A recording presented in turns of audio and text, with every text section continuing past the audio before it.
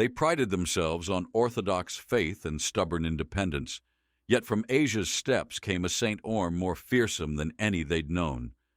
Genghis Khan's heirs rode in the wind, and by 1237, his grandson Batu Khan had forged the Golden Horde, shock troops of mounted demons whose composite bows spat death faster than any arrow could fall. Ryazan, jewel of the northeastern Rus, lay blissfully unready beneath its wooden palisades when that storm rolled in. Winter's frost bound the city in silence. Merchants haggled over pelts, blacksmiths hammered steel, children skated across frozen puddles, their laughter brittle as ice. In the prince's stables, 13-year-old Mikhail worked unchecked, his skinny arms tossing hay. He dreamed of swordplay on the frozen fields, while Alina, his 17-year-old sister, wove brilliant tapestries and legendary epics by hearthlight. "One day you'll ride with the Druzhina," she promised, fingers dancing over her loom. Their friend Ivan, 19 and as broad as an ox, teased Mikhail like a younger brother, calling him Little Wolf and sharing crusts of black bread and jokes that shook the rafters.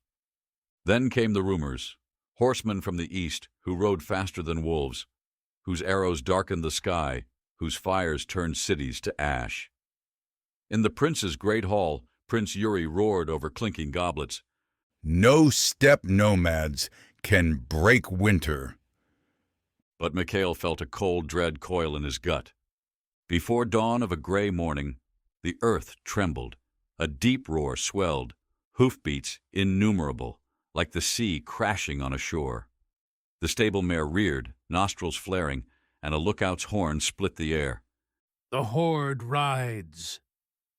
Mikhail dropped the reins and fled through swirling snow toward home. Alina yanked on her cloak, eyes blazing. Ivan, face smeared with forged soot, hefted a hammer like a war club. He spat curses as they raced toward the keep, hurling aside barrels and hastily drawn spears. From a distant hilltop they saw it. A tide of riders, black banners slashing the sky, horses steaming in the cold. At the lead, Batu Khan stood like frozen thunder, furs draped over iron breastplate. Beside him, Subatai's hawk eyes scanned the city. For 6 days and nights, Ryazan withstood hell. Trebuchets launched fire-filled stones that shattered roofs and painted the snow in embers. Mongol archers loosed volleys so dense they sounded like falling hail. Mikhail ran through smoke-choked corridors, hauling buckets to quench flames or cool fevered wounds. His hands shook. Every scream felt like a blade across his soul. But Alina nursed the wounded with stubborn care, stitching flesh as if sewing hope itself. Ivan hammered fresh arrowheads at the forge, each clang a heartbeat in the city's dying chest.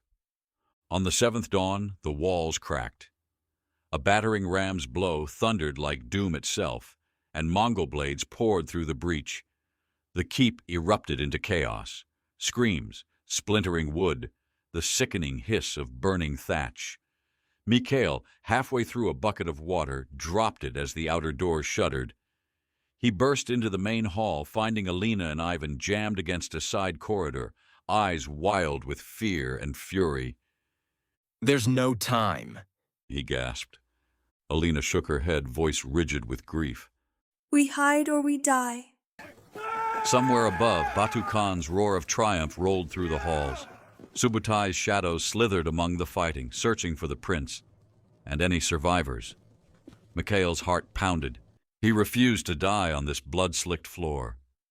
Then a memory flickered, Alina's story of a boy hiding from wolves in a hollow tree. There was no tree, but deep beneath the keep lay a forgotten grain cellar. "The cellar!" he shouted. They yanked aside barrels, pried up a trapdoor, and tumbled into darkness. Ivan dropped the lid with a crash that rattled their teeth. The stench of damp earth and grain pressed in on them. Above, the screams crescendoed, then abruptly stilled as the Mongols finished their slaughter. Hours passed like centuries. When at last Mikhail edged open the hatch, Ryazan was a smoldering ruin of charred beams and frozen blood. Snow lay red around collapsed walls. The prince's banner lay shredded in the mud. Ivan climbed out, hammer still in hand as if to fight ghosts. Alina emerged beside him, eyes hollow but unbroken. They took everything.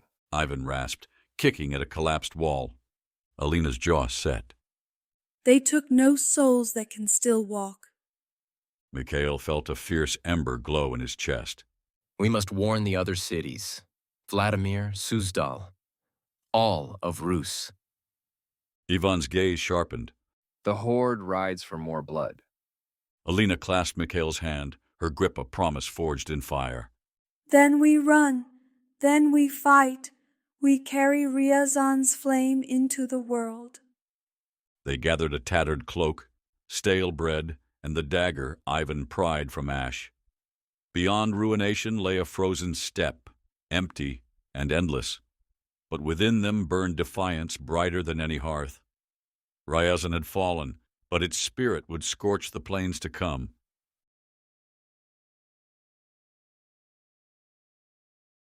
Ambition, a strong desire to achieve something. Her ambition to become a great weaver drove her to practice every day.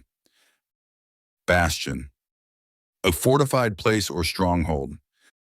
The stone keep was the city's last bastion against the invaders. Cataclysm, a sudden violent disaster. The cataclysm of the fire destroyed the entire village in hours. Deception, the act of tricking or misleading someone. The enemy's deception fooled the guards into opening the gate. Intricate, very detailed or complex. The intricate design on her cloth took weeks to complete. Malevolent, having or showing evil intent.